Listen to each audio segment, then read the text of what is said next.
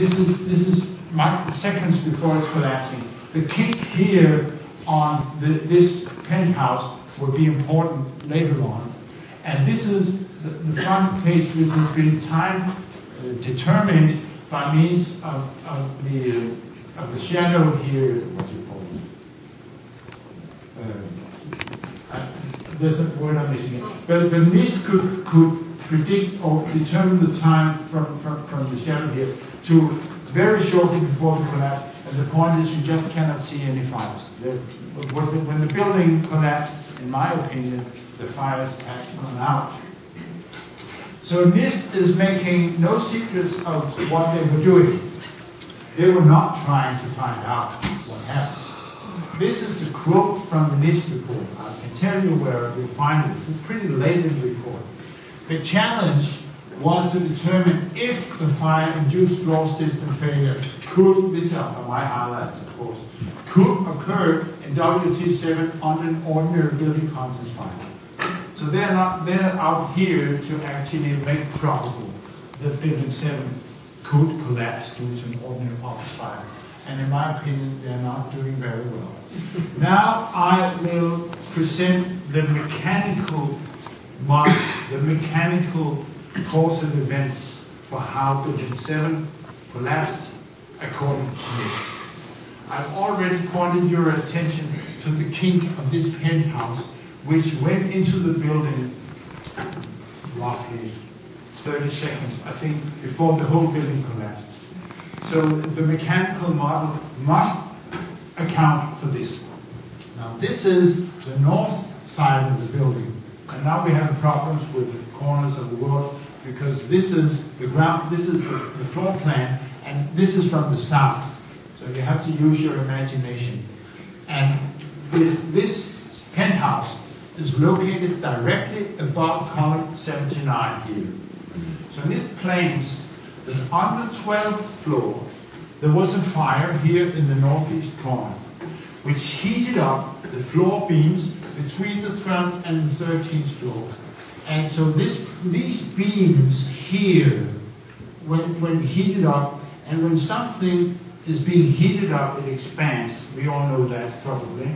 And they claim that the floor beam is then expanding and pushing this beam, connecting the 79th column and column number 44 out here, this steel beam, and forcing it off its seats by expansion while keeping remaining the perimeter columns here resisted the pressure, pushing this one down so that the floor between 12 or the floor below the 13th floor is falling down, taking with it several floors, and thus depriving column 79 of its lateral support, so that it starts bending, and it starts bending, and it goes down, taking the penthouse along. So now column 80 and column 81 is also deprived of the lateral support, so column 80 and column 81 comes down, and then the collapse progresses horizontally through the inner of the building, so the whole inner structure of the building goes down, and when the inner structure, the core of the building has come down, then the perimeter comes down. This is the NIST model. NIST does not make experiments when dealing with the World Trade Center 7. They're doing computer, they call it simulations, which meaning that you have a mathematical model of the building, the whole structure, three-dimensional model of the building, and then you ask the computer, now what happens if I take out this element? They call it simulations. I call it animations because computer scientists, they know that you can have the software come to whatever result you want by changing the program or changing what you call the input parameters, the orders that you ask the program to work from. We call them the input parameters. But NIST denies to publish neither. Neither they do not want to publish the software they're using, ignore the input parameters. So, which basically means that the answer to the question, why did the 7 collapse, will be met by NIST saying, the answer to your question is in my computer, and it's a black box. Trust me, the answer is in my computer. This is basically what they're doing. Animations, as I call them, is meant to visualize things.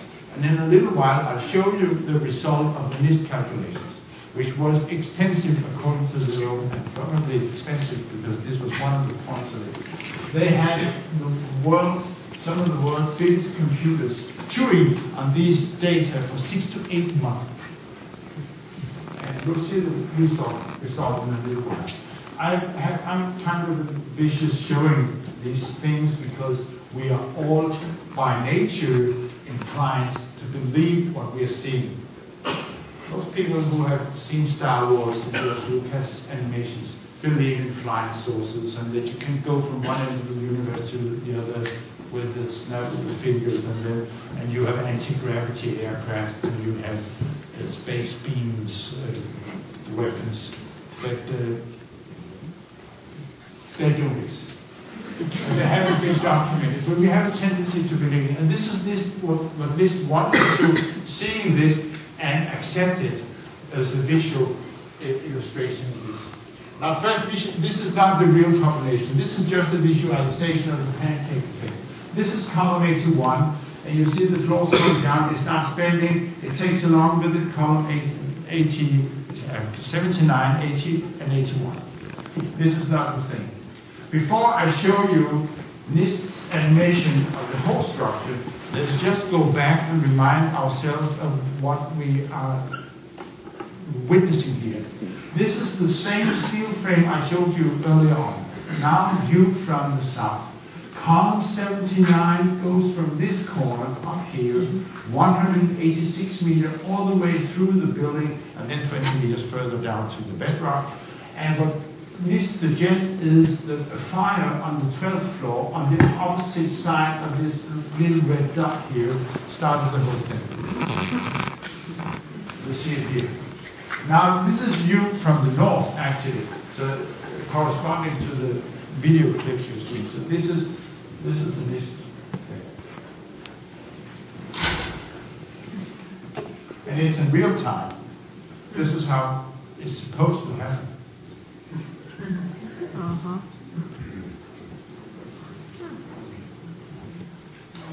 Now, there are many things wrong with the NIST report, and I will spare you for going through all of it. Then we will come home. But just a few highlights. The very simple question: was there really a fire on the northeast corner on the 12th floor in the time preceding the collapse? Unfortunately, yes, question in the last row. Yeah, I was just wondering, what is the expansion of the floor beam that would reflect the upright supports? It's coming in 30 seconds. 2.5 centimeters. 2.5 centimeters in either area. Okay.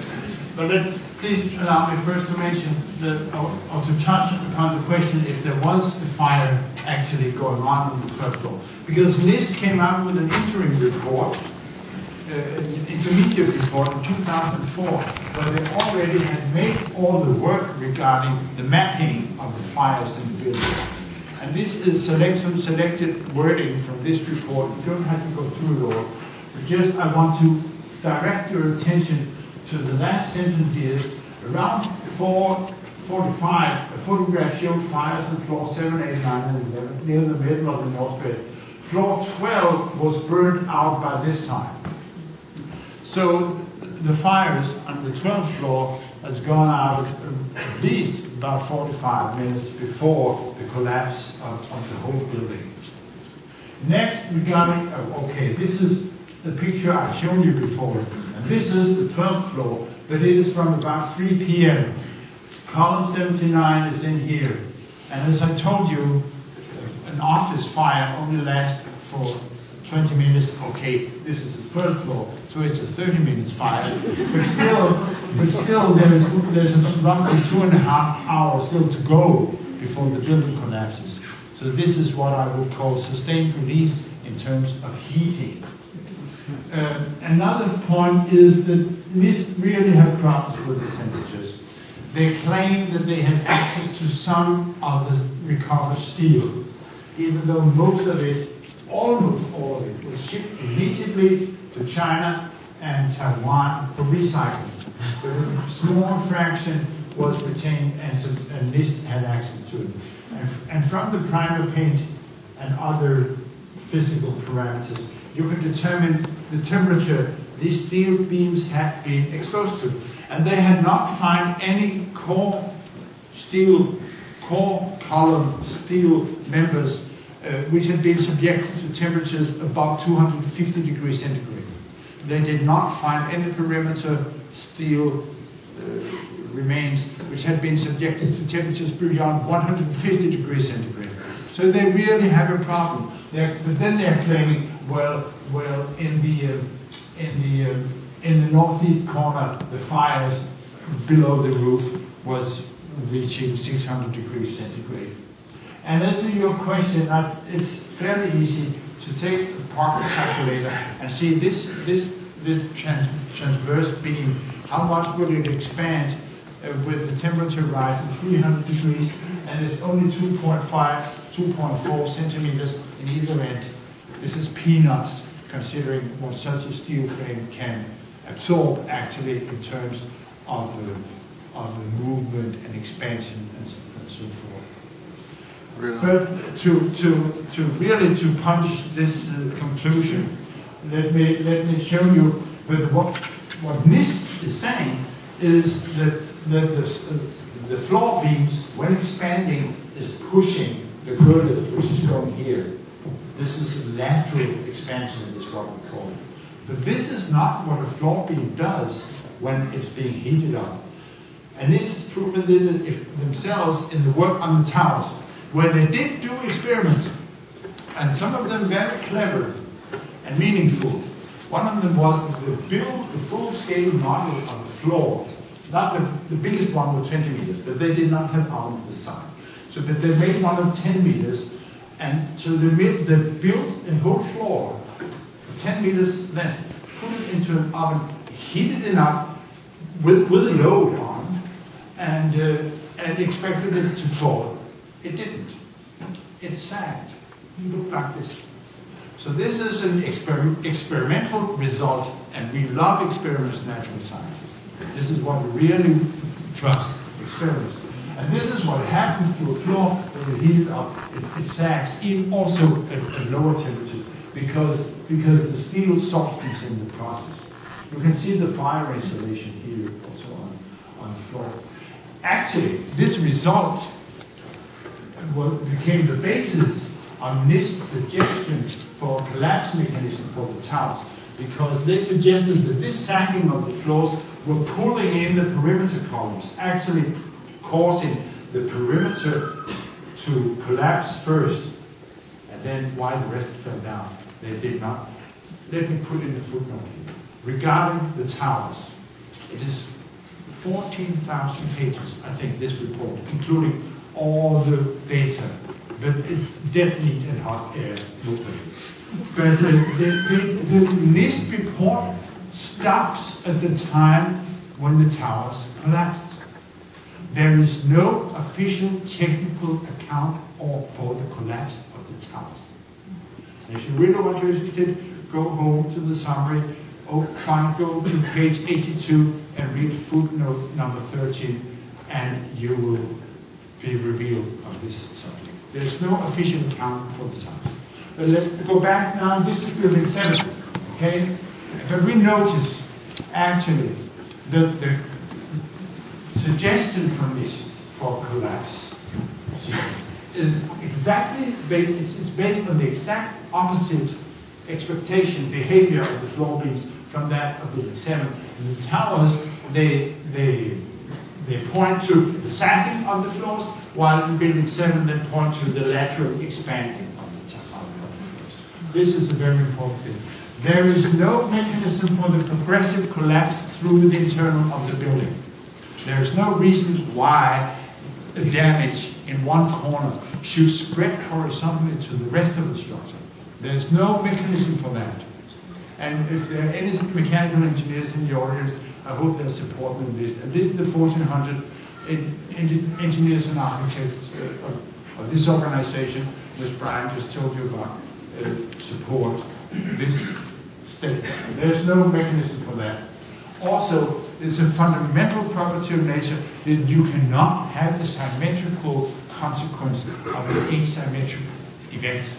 You cannot expect the whole building to come down completely symmetric manner just because there's a fire on an office on the first floor. Last only point to you that NIST is claiming that the whole interior of the building is going down without being noticed on the outside, which means that all the concrete of the inner structure, all the floors, all the offices, everything should be contained by the outer shell without any notice. And I'll just show a little video which gives you an impression the volume of the dust being produced during this collapse. I have to, my computer has to get a little plug in. And no.